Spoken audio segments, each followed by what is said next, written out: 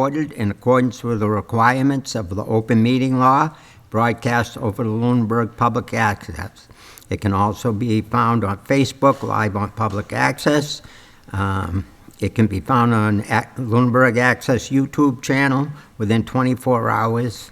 And the first hearing will, Eric, we're live. we got to do this again. I'm sorry. That was a practice. No, he said. Okay. Again, I'd like to welcome you to the Lunenburg Zoning Board of Appeals. I'll tell you, I have to give you a notification first.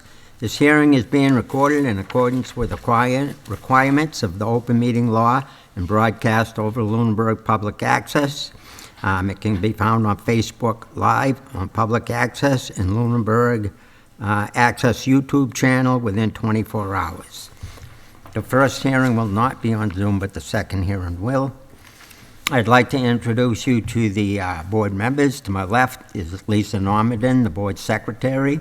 I'm Alfred Gravel. This is James Bezikoski, Hans Winthrop, Patrick Callahan, and Don Gurney.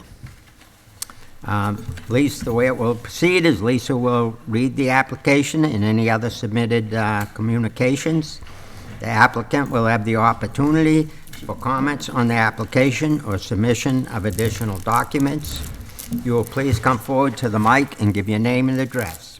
Board members will have the opportunity to ask questions that they might have on the application while you're at the mic.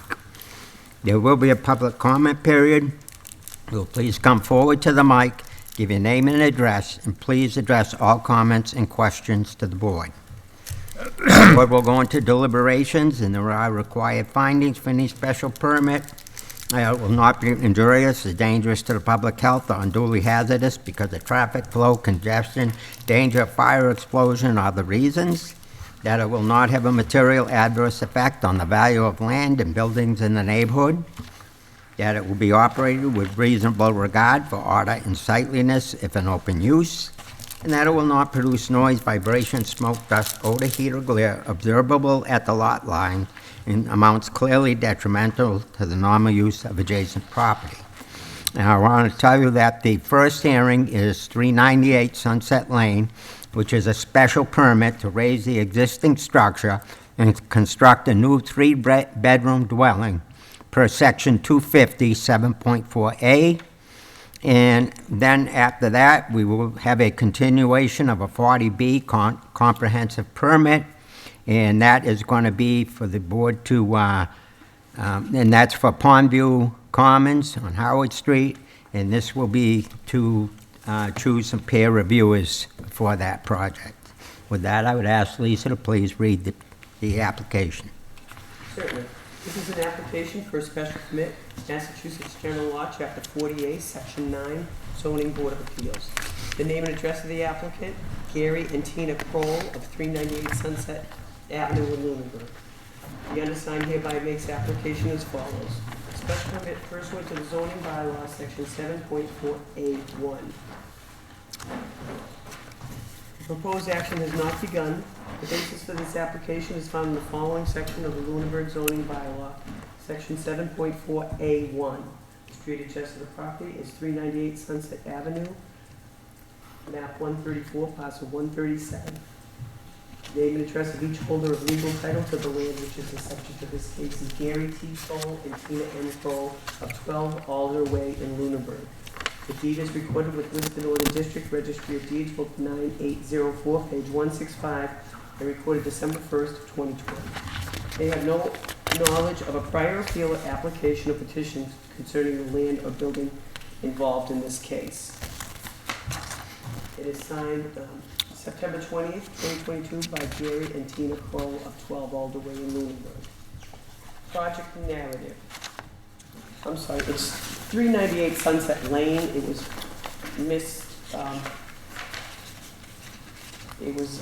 misrepresented on the first page as Avenue, but it is Sunset Lane. We do have an avenue as well. The existing conditions. Subject property is located at 398 Sunset Lane, which is known as Assessors Map 134, as parcel 47.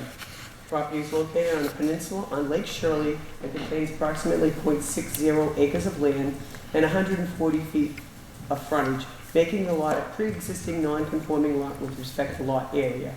The lot contains an existing septic system which is currently serviced by a private well and an on-site sewage disposal system.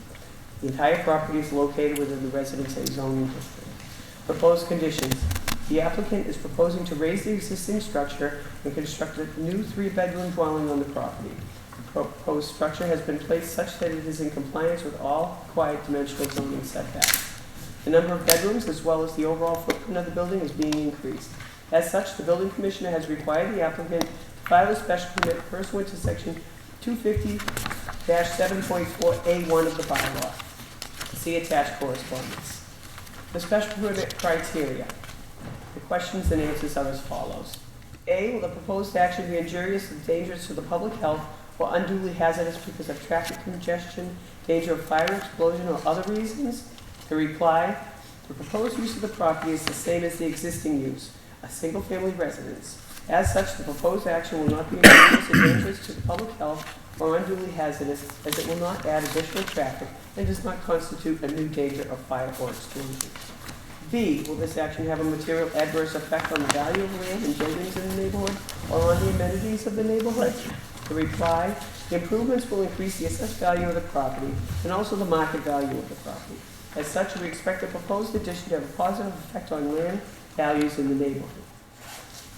C, will the proposed action be operated with reasonable regard for order and sight lines if an open use? The reply, the proposed use will remain unchanged. The applicant has hired ATA Construction to design the proposed house to ensure the proposed addition fits in with the character of the neighborhood. D, will the proposed action produce noise, vibration, dust, odor, heat, or glare observable at the lot lines in a most clearly detrimental to the normal use of adjacent property? The reply, as mentioned, the proposed use will continue to be a single-family residence. The structure is being proposed in compliance with all zoning requirements and will not produce noise, vibration, dust, odor, heat, or glare that would be detrimental to the adjacent property. A letter dated September 9th to the Board of Appeals. The purpose of this letter is to provide written authorization to allow staff from Dillis and Roy Civil Design Group to represent our proposed project at 398 Sunset Lane. Respectfully committed, Gary and Tina Kroll. Attaches an abutters list, which is everyone within 300 feet of the property line, a copy of the deed, and a rendering of the house plans, and a copy of the site plan. There's also a letter from the building inspector dated October 19th that I'll read to Alfred Gravel, Chairman of the Zoning Board of Appeals, from Casey Burlingame, Building Commissioner, Zoning Officer. I've reviewed the application and have the following comments. The property in question is parcel ID 134-47 and is located at 398 Sunset Lane. It is currently being used as a single-family home and is in the Residence A zoning district. The proposed work is the demolition of a pre-existing building and reconstruction of a new single-family home of slightly larger dimensions on a pre-existing lot that does not conform to all current zoning bylaw requirements, specifically lot size and frontage requirements. With this information, the applicant would need a special permit to reconstruct from the Zoning Board of Appeals under Section 257.4A, allowing the reconstruction of a lawfully non-conforming building or structure. And that's all, Mr. Chairman. Thank you, Lisa. You're entirely welcome. I see that you're ready to continue. Yes, sir. Thanks very much, Mr. Chairman and members of the board. Greg Roy with Dillis and Roy. I'm representing the applicant, Gary and Tina Kroll, this evening. Gary Kroll is in the audience with us this evening. I know you have a fairly busy night, so I'll try to be as brief as possible. As was said in the reading of the application materials, the property is at 398 Sunset Lane, almost all the way to the end of Sunset Lane. There is one piece of property that is further right out on the peninsula, but this is the second to the last lot on Sunset Lane on the peninsula. And the existing house is located, you might be able to see it a little bit better if you have a plan, but it's this, I tried to highlight it in blue, but of course you can't see it. It's this rectangle or square-shaped structure. That's the location of the existing house. The darker shaded polygon that you can see here is the location of the proposed structure that we're looking to build. I do need to correct the record. We are actually not increasing the number of bedrooms. We're going to maintain the number of bedrooms in the house. I do apologize for that in my narrative. So we are holding that. The existing septic system is up in the front here. It was recently replaced, so it's compliant with Title V. And we have actually gone to the Board of Health relative to the system because we're proposing a retaining wall and impervious barrier. So they've actually already seen this plan and have given it their blessing. We're also, as part of this project, as an aside, I know it's not necessarily your purview, but we're replacing the potable water source, which was located right there, with a newly drilled modern-day artesian well, drilled well, which actually has already been installed on the property. Which is an improvement to the separation between the well and the septic system. We actually were able to get a fully compliant system with respect to that from a Board of Health standpoint. We've also been to Conservation Commission for the work, as most of the work that we're proposing is within jurisdiction of the Conservation Commission, and they have issued an order of conditions for the work. So today, we're here because it's a pre-existing non-conforming use. We're, of course, looking to raise the structure and replace it with a new building. Raising the structure would negate the pre-existing non-conforming status of the lot, and doing that requires this special permit application with your board and a special permit from your board. So actually, we are making we're actually moving the proposed structure further away from the lot lines. We're actually making this more compliant relative to dimensional setbacks. So there's no variance or dimensional variation that we're asking for here as part of this. It's just the special permit for the pre-existing non-conforming lot. All of the zoning offsets, side yard, rear yard, front yard setbacks are in compliance with your zoning, as well as building height requirements and the like. I think I will leave it at that and keep it short and sweet tonight. Happy to take any questions that you folks may have. Okay, thank you. Okay, I did notice, I went down there, I did notice that you must have had already gone to the Conservation Board because I saw the silt fence and there was some digging in the front towards, Yeah, there's been some trees taken down, and we drilled the well, so. okay. So they're getting, actually, the applicant just received the demo permit on the structure today, so they're sort of in the drill here to get going on construction, certainly pending decision from your board, so. Okay, and I think you mentioned that the foundation was going to be smaller, but the house was going to be larger? The footprint of the structure, let me turn this off, apologize. It's actually a very similar size. It's obviously different shape. If you don't count the porch, we have an enclosed porch here, which isn't a foundation. The footprint of the foundation is actually almost the same as the footprint of the area. We're just putting a second floor on it. And then we have that porch. This is an enclosed porch right there with no foundation, but it'll be a sort of an enclosed patio area with a roof on top of it. So when you include that area, the first floor footprint is slightly bigger. Okay, because I did notice usually we had houses that when they want to raise them, kind of worn down. That house appeared to be in fairly good shape, so I assume it's just not what the new owners would like. Yeah, the applicant lives on Alder Way, which is the village of Flat Hill. Has lived there for many years, raised their kids in the school system. Purchased this property a few years ago as sort of their forever spot on the lake. So they're looking to build something that they can settle into, that's more suitable to their needs. Suits their needs, Yep. okay. All right, with that, I'll open it up to the board for the question.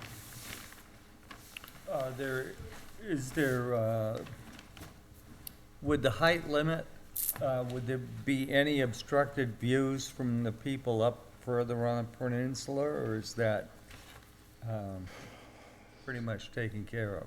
Yeah, the advantage here is this is the lake over here, and Yep. this is the lake over here. So the applicant actually owns the entire width of the peninsula.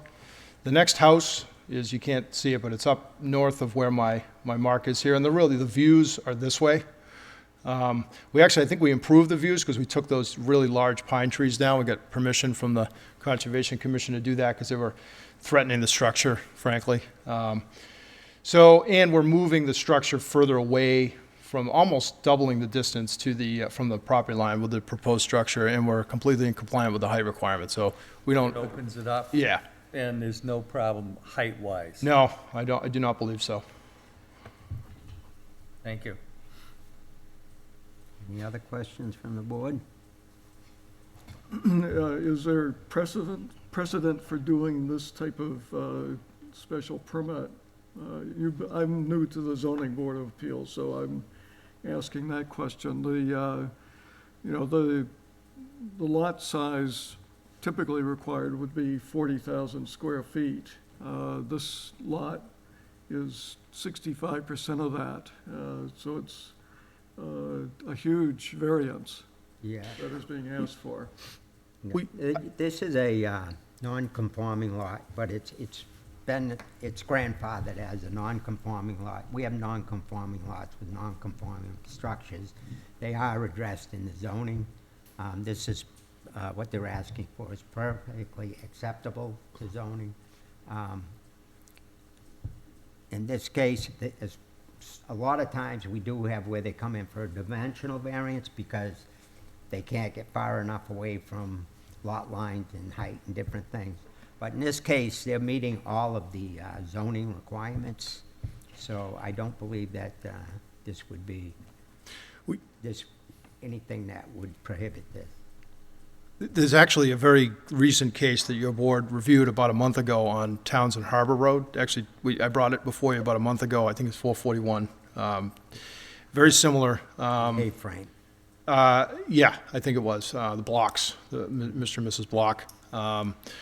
Very similar case, pre-existing non-conforming lot. Both the existing and the proposed structures complied with dimensional regulations, but, we wanted the applicant wanted to raise the house, Right. build a new one, so it was the same exact application. Actually, that application was a slightly smaller lot, and we were increasing bedrooms, so it was actually a little bit more of a change, and in that case, and your board did find favorably in that case. Under the 257.4A1, what they're talking about is it says in that if you raise the structure, if you demolish the structure without coming to the zoning board of appeals for it so that it can be reviewed, it loses its grandfathering.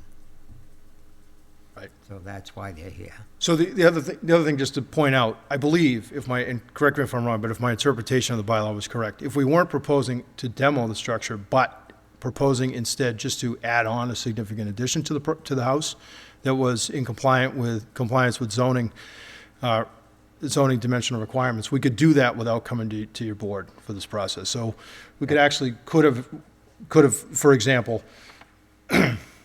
kept the existing house and added on this a 2-story addition over here that's completely compliant, and we would have been able to bypass this process. So there's a by right path here for putting a building as big or even bigger, I suppose, in theory, so, if that helps. Okay. The only But other, that would be on the same footprint. That actually, what I was saying was if we had kept the existing, if the proposal was to turn this off, I apologize. If we're proposing to keep that structure, this is running out of batteries, and just add on to the, there we go.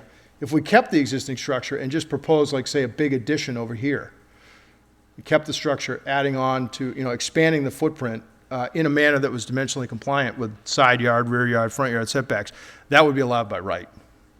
Because we wouldn't be demolishing the structure that was preserving the pre-existing non-conforming use of the property. So it's just another way to get to the similar size structure in a by right manner, so. You could also demolish the structure and build it in the same footprint. You could, yeah, correct. Go up and not a Yeah. problem. Yeah. yeah. Yeah, and then you're talking semantics. Do you have to keep a foundation wall? So listen, it's on a crawl space. It's on a, it's a crawl space. It's a nice looking house, but it could use Right. some new It's bones. not adequate for Right. their needs. Correct. Yeah. If anything, you've made it more conforming to the Correct. setbacks. Yeah. It's just it's the lot size. Correct. Just let's go back just to review. You said they changed the bedrooms? We didn't. I apologize for that. It's a three-bedroom house now. We're maintaining it as a three-bedroom house. Because I was Yeah. going to ask. Yeah, we're not was increasing any, confused. we're not proposing any increase in And the bedrooms. current sewer is next to the driveway, that mound? Correct, Is that it? yeah. Okay. Yeah, that's was done recently in modern Title V era, after 2000. I'm not sure how old it is. Maybe 10 years old, Gary? Something like that. It was 15 years, but anyway, it's a modern-day system, so it passed an Title V inspection, and so we're allowed to use that, tie into that. Thank you. Any other questions from the board? Hearing none. Would anybody like, from the public like to speak? Seeing none. I'll cut off public. And with that, I will entertain a motion. I'll make a motion that we grant the special permit as requested. Do I have I'll a second that, Mr. Chairman. Okay, we have a motion and a second. I'll call for a vote. James? Aye. Hans? Aye. Patrick? Aye. Don? Aye. And I am an aye. With that, this special permit is granted. I do have to read a post-decision instructions for a special permit. The special permit is granted with the contingency that the petitioner complies with all licenses, regulations, statutes, and ordinance of any and all applicable local, state, and federal boards or agencies with jurisdiction over the premises. The special permit is subject to periodic review by the permit granting authority or the enforcement officer to ensure compliance with any conditions. Non-compliance to such conditions may result in revocation of this permit. Copy of the board's decision shall be filed with the town clerk within 14 days. Any party aggrieved by the board's decision may appeal to Superior Court 20 days after the decision is filed with the town clerk. After certification by town clerk that 20 days have elapsed, the decision was filed, you should have it recorded in the Registry of Deeds. No special permit shall take effect until it has been recorded.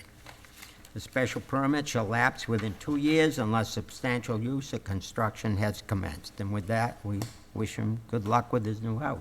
Thank you very much. Appreciate your time. Good luck.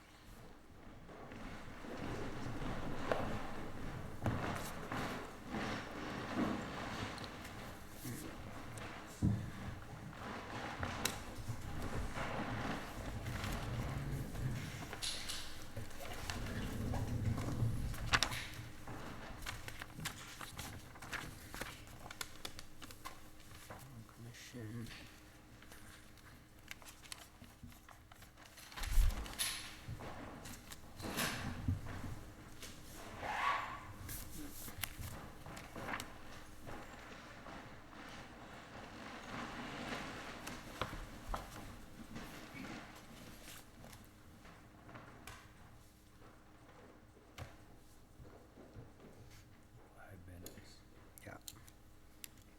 Want to mention that, or? Okay, we're going to have a continuance of a 40B. We were going to pick some peer engineers tonight, not engineers, because we didn't get any quotes, but we will be talking about getting the peer reviews. So with that, we had said that would start at 7:30, so it looks like we got a few more minutes to wait, just in case anybody else shows up.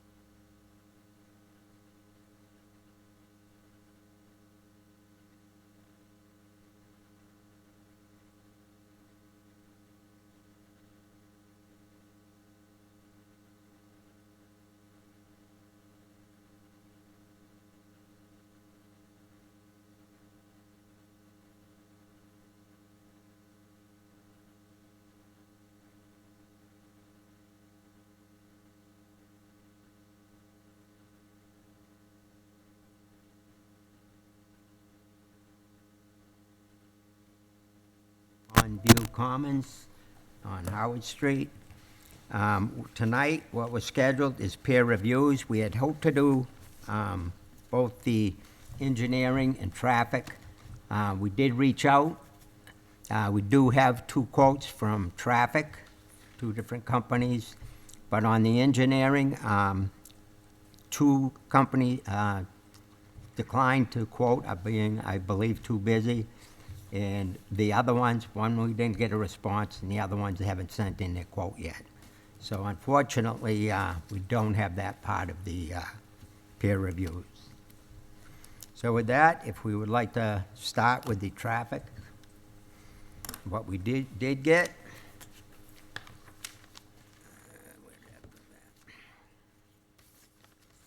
We got a quote from MDM and one from Vaness and Associates.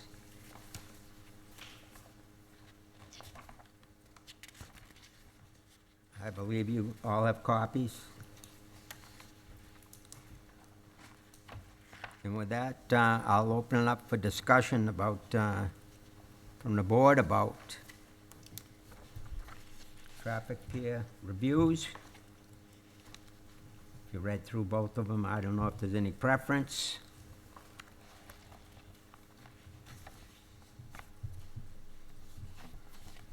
I think the town, I'm not sure, but I think the planning board has dealt with both of these companies. And I believe they're both very good companies for traffic review. I don't remember getting the MDM copy, but I can quickly look at your copy. Thank you. Anybody else? Does everybody else have both copies? I did not see MDM. Okay. It came in at the tail end of the day. Okay. That was yesterday, right? Yeah. Yeah, it came in yesterday late. I mean, is there a big difference in terms of what they're, I don't believe so. They're pretty much, we added to that, we added the, we told them to make sure that they included the Route 13 connection and also the Mass Ave connection, rather than just the ones that were there. And I believe they'll even do Chase Road. will they look at the design itself and whether that, like, one egress is okay for the project? What's that? Will they also look at the layout in general for the traffic? Because you got 400 spaces, 400, I mean, if you look at the layout of the 3 buildings, there's only one way in and one way out. Right. No, I'm And, you sure know- that they'll look at that as well. Yeah, because that's, I think, is Attorney cost. from a safety perspective. I'd suspect, through you, Mr. Chairman, so I'd suspect so. I did quickly review both scopes, and I don't think that was called out specifically, my recollection. But that's not unusual. These scopes of services they try and be as responsive as possible to the request by the municipalities, but they follow a standard form, right? These firms have done peer reviews. I know both firms. They're familiar with 40B projects. They're familiar with other non-40B projects. They do typical peer reviews for planning boards and zoning boards. But certainly if there are specific concerns, as I had said at the last session of the public hearing, specific concerns that board members have, you should make those known at the public hearing, make those known to town staff so that they can be made known to the traffic peer reviewer so that they can be considered in the course of peer review. Of course, you're going to have the opportunity, I would presume, to speak one-on-one with the peer reviewer once you receive the peer review report and to ask questions at a future session of the public hearing. And there will be back and forth, I would assume, between the traffic peer reviewer that the board engages and the consultant that was hired by the applicant.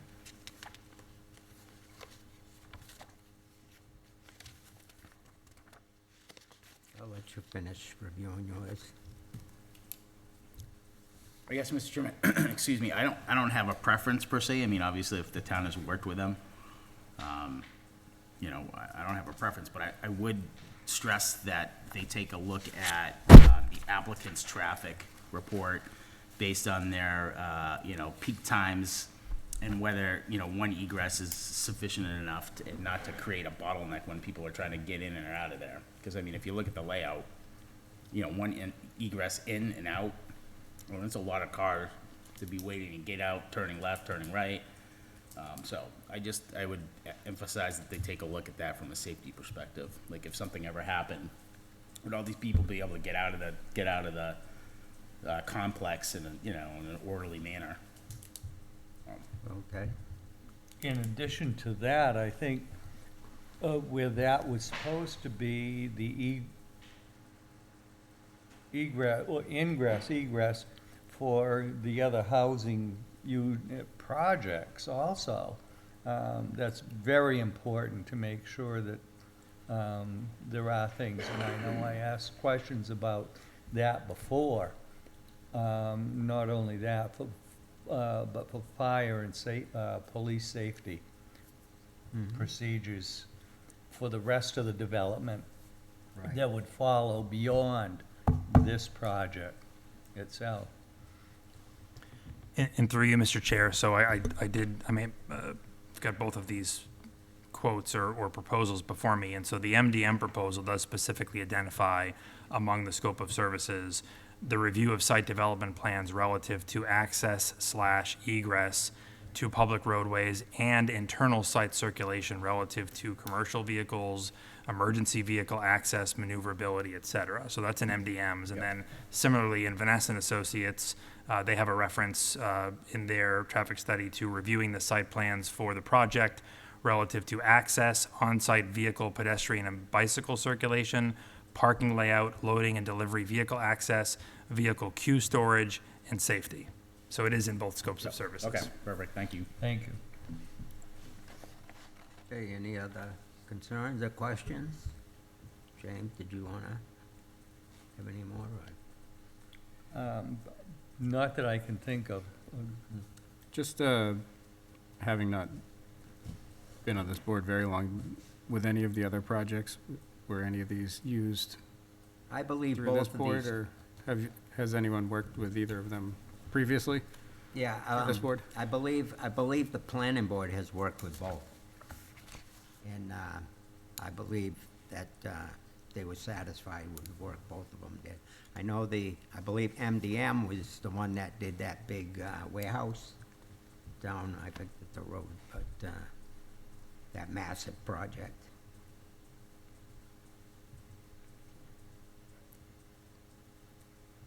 Okay, any other questions?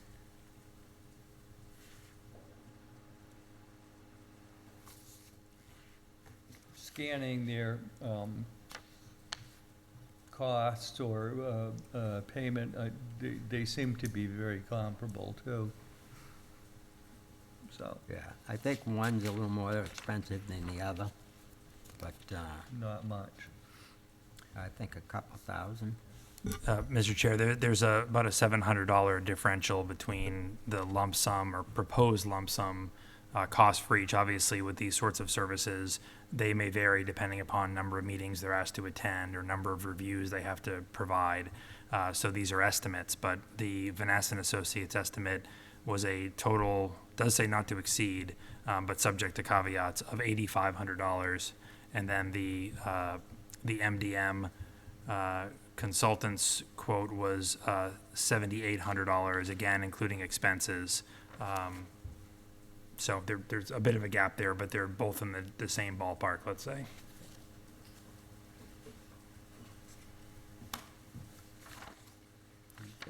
I think we've used Vanessa before, no? Okay. Do we have to decide tonight on who we're using? I'd like to decide tonight, yes, because we've got to start getting these peer reviews on board.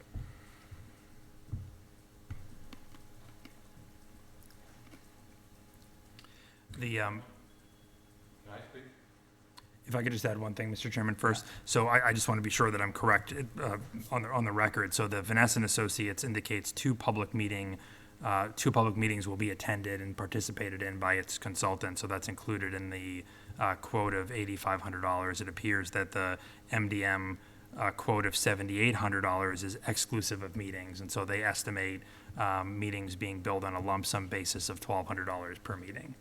So their quote was a bit lower, MDM, but theirs excludes the meetings, and there would be a $1,200 per meeting charge. So depending upon number of meetings, that could put their quote over the quote of Vanessa and Associates or vice versa, but just want to be clear on the record. Thank you. Would you like to speak? Good evening. My name is Kevin O'Brien. I am the applicant. I know we've been talking about the peer reviews, and we said this is what we were going to do, is talk about them. I know you've got two proposals. We have a conflict with the MDM one. We don't have a problem with the money, you know, with the Vanessa or Vanessi or whatever they are, whatever their name is. So if that helps the board's decision at all, I'd just like to offer that as we, and I know, I believe Adam and my attorney talked this afternoon. I wasn't part of that conversation, but I know they were going to be talking about that, so I'll let Adam fill that blanks in on that one. Mr. Chairman, Yeah. what is the nature of the conflict? That's what I was going to ask him as well. I'm sorry. What is the nature of the conflict? There's something, sorry, there's something with the engineers. I didn't get involved in it. I talked to them this morning. I don't know how big it is, how small it is. I don't know. I didn't get involved in it. I'm not worried about other people's conflicts and problems. That's their business. What do you mean, the engineer? There are several engineers involved, so. Well, my design engineers, Whitman and Bingham. Again, I don't know what the conflict is. Okay, thank you. I will tell you that I know the town has used MDM, and they said they were very satisfied with them, so I'm not Sorry, sure. Mr. Chairman, I got hearing aids. I can't hear. I'm sorry. I said I know that the town, the planning board has used MDM for a large project. I know the towns use both of them, actually. Right, okay. Mr. Chairman, if I could, so I did have an opportunity to speak to Attorney Borenstein a few hours ago in advance of tonight's meeting, and he mentioned that he'd be unable to attend. We did discuss a couple of things, one of which was the peer review proposals that have been received from MDM and from Vanessa and Associates. The nature of that discussion, the only thing that was said to me by Attorney Borenstein is that he had experience with Vanessa and Associates, meaning him as an attorney, just familiar with them, was not as familiar with MDM, and that having consulted with his client, he indicated that he supported the town's use of Vanessa and Associates and had no issue with the quote, the proposal that had been received. In my mind, he was expressing a preference for that over the other, but understood that it was the board's decision which consultant to use.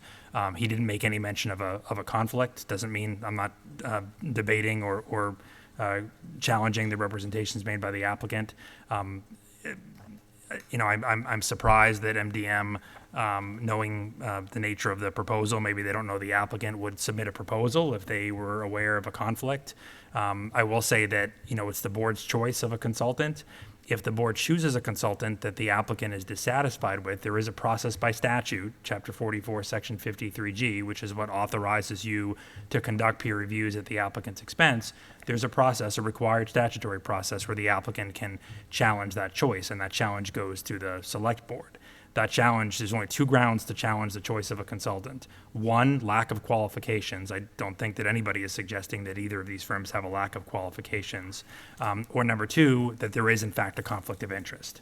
And of course, at that point, I venture to say there would need to be more information supplied to the select board to explain or justify the nature of the conflict of interest. So I'm not suggesting we want to go down that path or you want to go down that path, but I'm just laying out what the process would be to choose a consultant and then for the applicant to challenge it if it happens to be a consultant that is problematic. The third choice you have here is you can continue to seek proposals from outside consultants if you're not satisfied with either of these and get a third or a fourth proposal. I know that Mr. Burney has been active over the course of the past week and a half. I spoke to him maybe a day or two after your last meeting. He's been active in attempting to get these consultants to submit proposals, but it was a lot to accomplish in 2 weeks, and engineering firms are very busy, as reflected by the fact that we didn't even get a single proposal from a civil engineering firm. Thank you. So it is Vanessa that you have a conflict with? No, No, MDM. MBM. DM is who we have the conflict Okay. with. Not me, Vanessa yet is, anyway. okay. Okay, I'll bring it back to the board. Well, Mr. Chairman, I mean, based on what the applicant says, I mean, I'm gonna take it at face value. If they have a conflict of interest, I mean, Van Ness also has, even though they may be a little bit more expensive, they do have two public meetings, associated with it, so I I'd be think they're inclined to actually a go. little cheaper overall. Yeah, so I'd be inclined to just go with them and let's get this taken care of tonight. I tend to agree. I would agree with that, especially since the applicant has a conflict of interest apparently. Okay. I actually would disagree, but I'm gonna go with your decision. So we will, I'll make a motion that we tend an offer to Vanessa and Associates for the contract of whatever else is necessary. I'll second that, Mr. Chairman. we have a motion and a second. Jane? Aye. Aye. Patrick? Aye. Don? Aye. And aye, I should say.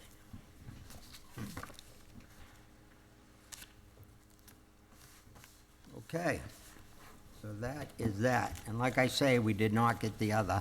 We were hopeful that we would get the engineering, we did not. So we will have to continue that part of it until the next hearing. And hopefully, we will have some quotes.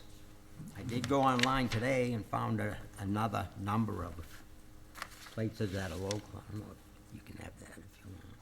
You're probably familiar with most of them. I am familiar with most of them. As I indicated, I consulted with Mr. Burney a week and a half or so ago, and, you know, he had some names of firms that the town has experience with. I had some names of firms that I'm generally aware of that do Chapter 40B work specifically. I provided some of those names to Mr. Burney. He was going to contact them. Many of those names, either that he had or I had, are names that are on this very list you've provided. These are all known firms in Massachusetts, many of which have done Chapter 40B work. I do want to say, because it's the other thing that I discussed with Attorney Borenstein earlier today, we had talked previously at the last session of the public hearing about how we would schedule future public hearings and how far out we would schedule them to allow time for these peer reviews to be completed. Obviously, the objective tonight was to appoint or select both a traffic peer reviewer and a civil engineering peer reviewer. We can't do the latter of those things. I can't imagine that the traffic peer reviewer is going to have a peer review report ready any sooner than a month from now, realistically, maybe a bit longer. And a month from now, we run right into the Thanksgiving holiday, and we had talked about how your meeting date would be the night before Thanksgiving, and that's probably unrealistic. I am a bit concerned, as your counsel, about the board being in a position where you're not selecting a civil engineering firm until you meet maybe sometime in early December to discuss the traffic peer review. So one thing you might consider, and I know it's an imposition on board members, is whether you want to schedule a meeting out in another couple of weeks maybe for the sole purpose of doing this again with civil engineering in hopes that we have some quotes. We actually can schedule in 2 weeks. That's why I was gonna propose. That's great. I have one question though, Mr. Chairman. So when it comes to the peer review on the overall site, but what about, we was just reading the, Lunenburg Sewer Commission. Right. They have their own peer reviewer that they've recommended just to solely, review the sewer portion of it. And they're saying that, they are recommending, the services of Wright Pierce Engineering, and for only the sewer alone, but that they have an estimate, I think, for $20,000. Like, can we talk about that tonight and at least chop away at least one portion of the civil? Through you, Mr. Chairman. So certainly you can discuss that tonight. I would caution you, because of what the board represented, not only to the applicant and the applicant's attorney who's not present, but also to the public, that you would be discussing really nothing other than a couple of potential peer reviews, civil engineering and traffic tonight. I would caution you to not stray too far afield. We did discuss the potential need for additional peer reviews when we were last here a couple of weeks ago. We talked about environmental briefly. I did see the correspondence was submitted just today from the Sewer Commission with that suggestion of further peer review. They've suggested Wright Pierce. There are other firms that would do that work as well. Of course, you would be tasked with that peer review because this project isn't going to go before the Sewer Commission. You are acting in their stead, or at least you're being asked to act in their stead as part of the 40B process. We hadn't gotten quite that far as to discuss water and sewer peer reviews because we hadn't really gotten past the issues of water and sewer and whether they were within your jurisdiction and how board members felt about that. So I don't think it's inappropriate to discuss at the proper time the potential need for water and or sewer peer reviews and or environmental or other topics that may arise. Maybe you get through those at the next meeting in addition to discussing civil engineering, providing the applicant and its counsel with some notice that in 2 weeks that's what you'll be doing, and you try and get some quotes in the interim. Maybe you postpone that until later in December or January once you've gotten through civil engineering and traffic and had an opportunity to digest water and sewer and environmental and things of that sort. That's up to the board. There were several other peer reviewers we would Yeah, be I mean- looking at as we go, because even things like the fire, you know, Sure. so what they would like, and there's other ones, maybe an environmental engineer if we feel that that's necessary. Yeah, I only think- bring it up because I think it's like the elephant in the room. I mean, these I costs think- compared to what the applicant has are considerably different. Yeah. So, I mean, if we're talking a delta of $10 million to do the deal, just on the water and sewer, that's pretty significant.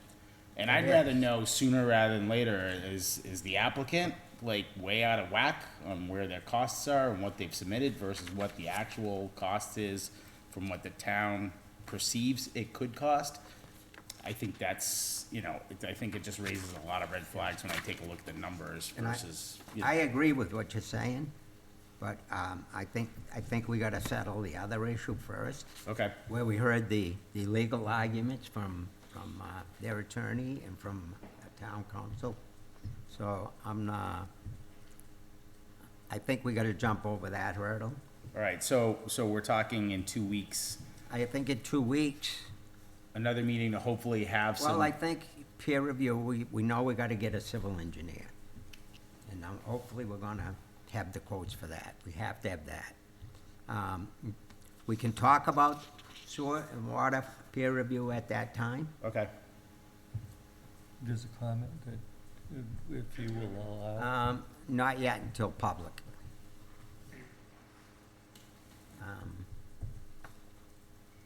okay. And That- I'm fine with that, and then the only other thing that I would request, I mean, maybe that's at the next hearing of put them on notice, is they requested a waiver in the fees. I think we talked about that last time. Maybe they can come back to us if they want to reduce the fees. Let's see what they come back with as they think is reasonable. We can do that as well. We can talk fees next. I agree, we can't, I don't wanna hire peer reviewers or good contracts or anything if we don't have any money in the kitty. Well, I mean, you know, because I reread the letter, and I think they were just asking for a waiver, and I think we should address They it. were asking for a waiver, I believe. And I do want to be clear through you, Mr. Chairman, for the board, that you took a vote a moment ago to engage a peer review consultant. I would not expect and I would not advise the board to engage any peer review consultant until the monies available to pay that consultant services are deposited in the appropriate account. So despite that waiver, I would fully expect, and I think Mr. O'Brien would expect, I suspect his counsel would expect, that they will be funding that at a minimum while reserving all rights to argue about fees and to seek waivers of fees. But we're not going to proceed with those reviews, or I wouldn't recommend it, without the money to do so, because then the town's on the hook if that money's not provided. Do you need a motion to say that we will not engage anyone until there are sufficient fees to cover the cost? It couldn't hurt. I'll make a motion to that effect. I'll second that, Mr. Chairman. Motion and a second. Call for a vote. Aye. Aye. Aye. Aye. And I say aye. So that motion is passed. Okay. So the next hearing, we'll discuss the sewer. We'll discuss the civil engineering. And is there anything else we're gonna discuss that night? Fees. And the fees, correct.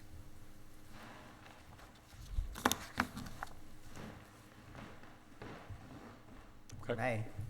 Still Kevin O'Brien, still the applicant. I didn't understand what the vote was for, what you just all voted on. I had no idea. It's Again, I just to can't say hear that. that we're not going, we will get the peer reviews and the quotes, but we're not going to contract to do anything with them until we reach a conclusion on the fees and the monies. You have put the money in the appropriate accounts. So, Mr. Chairman, I don't think that was exactly the vote, so I do want to be clear that we know what the vote is. My understanding of the vote is that you are authorizing the peer review to proceed tonight, Yes. provided that the funds that are required for this quote are in an account. Not that you've come to some agreement on the big issue of fees, because that it's going to take at least 2 more weeks. Right, correct. And we don't want to lose 2 weeks in this process, correct? Okay. So we owe the money for the peer review for the, Based on that quote. Perfect. Correct. all I need. Thank you for clarifying. Thank you. Any other questions or concerns from the board? Anything we're missing? I'm all set, I think. Okay. I have nothing further except, I think there's a member of the Yeah, public. I'm that- going to open to Sure. the public. Okay, and with that, I will open to the public.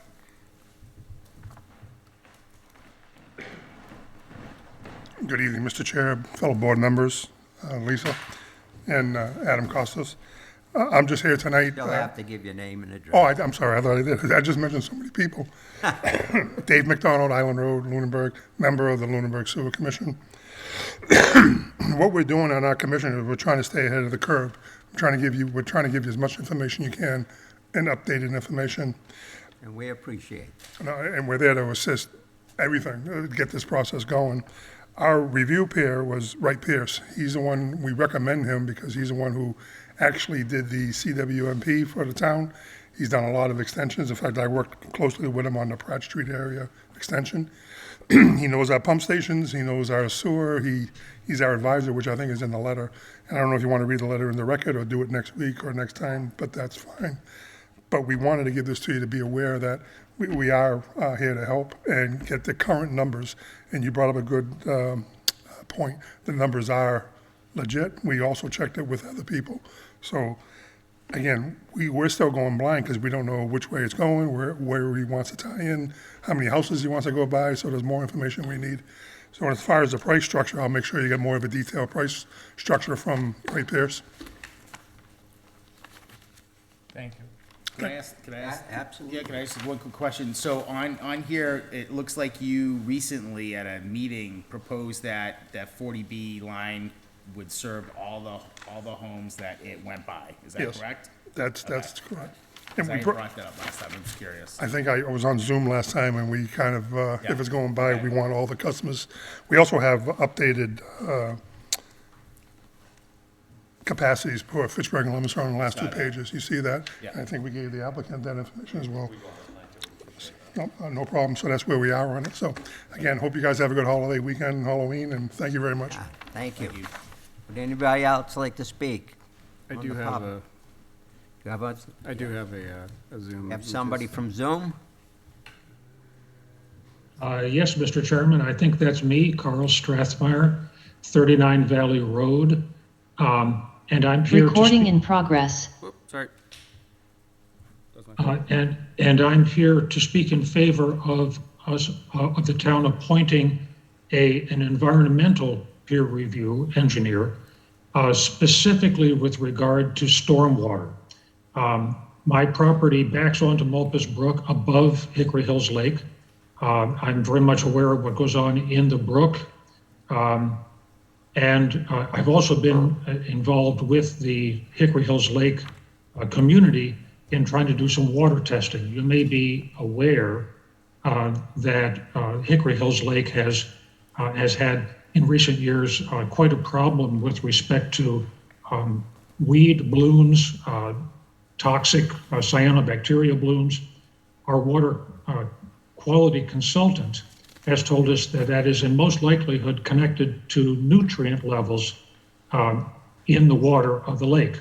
So I have been, on behalf of the Hickory Hills community, I've been taking, first of all, I was trained by the consultant, and then I've been taking water quality samples of Mulpus Brook, beginning immediately upstream from the lake and working my way upstream through town conservation land, including the Lane property and the large town forest.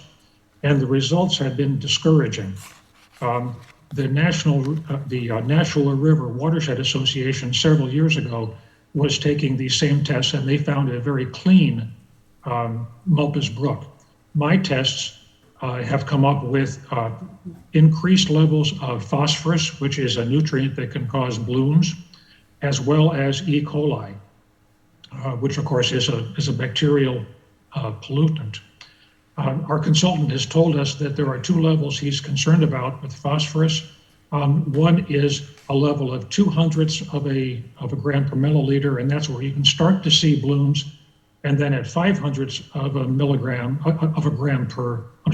milligram per liter, you will frequently see blooms. And my test in the Mulpus Brook, as far up as the Northfield Road and Holman Street end of the Lane property, show us closely approaching that first level. In other words, the level where you can start to see blooms. And in fact, I have personally seen various blooms, primarily of the cyanobacteria, in the brook. So my concern is the environmental side of this project, and particularly the stormwater side. Our consultant tells us that most of the water that flows down Mulpus Brook does so because of storms, and it washes everything in the watershed down into the brook, into the Hickory Hills Lake, and then down below the lake into the lower stretches of Mulpus Brook. So given that the site we're talking about was in fact a chicken farm, where we could expect on the site large quantities of nutrients, including phosphorus and E. coli, both of those appearing in the feces of animals, I think it's very wise for the town to have a peer reviewer look at the environmental side of this development, and particularly with stormwater. I note in the application, the mass housing application done by the applicant, that it says there that there's no connection at all to any drainage facility at all. What that says to me is that the applicant should have the responsibility to contain and dispose of all stormwater on site and not have it wash into the Mulpus Brook watershed. So that's just one constraint or one requirement that I think that the ZBA here, Mr. Chairman, should add to the applicant's constraints. But I think we should certainly hire an environmental engineer, someone with particular expertise in the area of stormwater and water quality, surface water quality, to protect the Mulpus Brook watershed, which is a substantial size watershed in this town. Thank you, Mr. Chairman. Thank you. Okay. Would anyone else from the public like to speak? Hearing none, I'll cut off public discussion. That was who we just spoke with. Yep.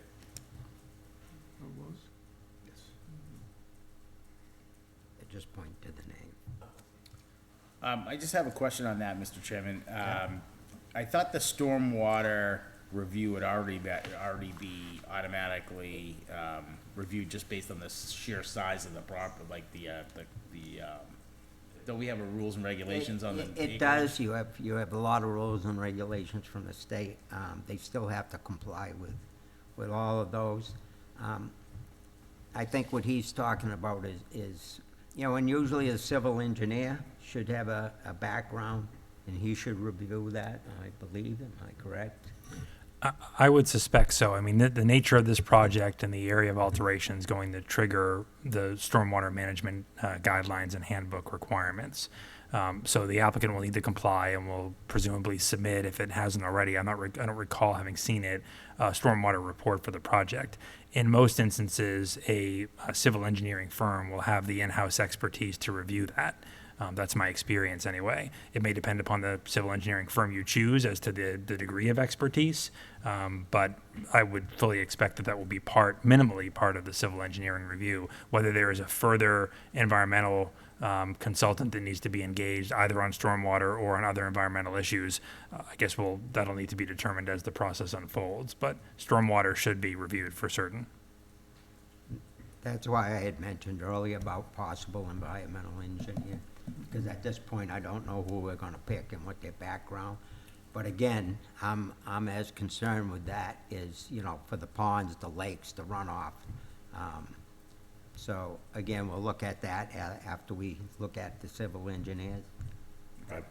I think it's something that we definitely should look at. Absolutely. I mean, even if the civil engineer takes care of the stormwater portion of it, and maybe we hire an environmental just for the water quality and the Mopus Brook, and maybe somebody could take a look at that. I mean, I can't I imagine. do believe on site, on these types of projects, that there's a lot of regulations of how much has to go into traps and filtered, and how much, I think it's like 90% or something like that, and then the rest is filtered. But I would definitely, we will check that. Okay. Okay. Any other concerns or questions? Don? I'm very interested in the environmental concerns, and I think it would be very helpful if Mr. Strathmeyer could put his concerns in writing and direct them in writing to the board, just for the record. If he's I'm going to be willing happy to do that, Mr. Chairman. Very good, and we'd be happy to get it. Thank you. Okay. So the next hearing, I believe, would be November 9th. Check me. Is that a hearing or Right, is that a yeah. meeting? No, that will be a continuation of the comprehensive 40B permit. We will do the civil engineering. Hopefully, we'll have some quotes at that time. We're gonna push like crazy to get them. We'll talk about the fee, we did, and we will also talk about the sewer, or at least start the discussions on sewer and water. And so again, that'll be November 9th at 7. Okay? Need a motion? What's that? Motion to continue. Yeah. I'll make a motion that we continue to the date and time certain that was suggested. I'll Second. second that, Mr. Chairman. James? Aye. Aye. Aye. And aye. So this, will be continued until November 9th at 7. And with that, we thank you all for coming.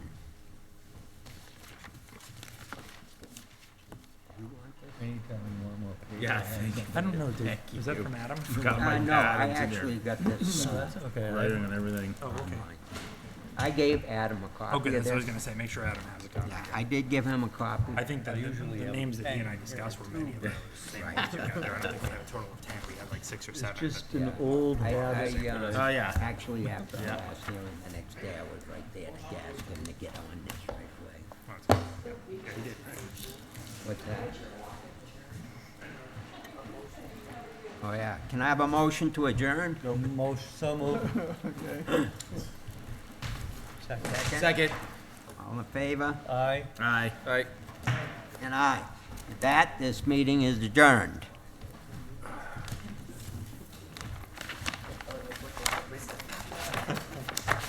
You want these candies back?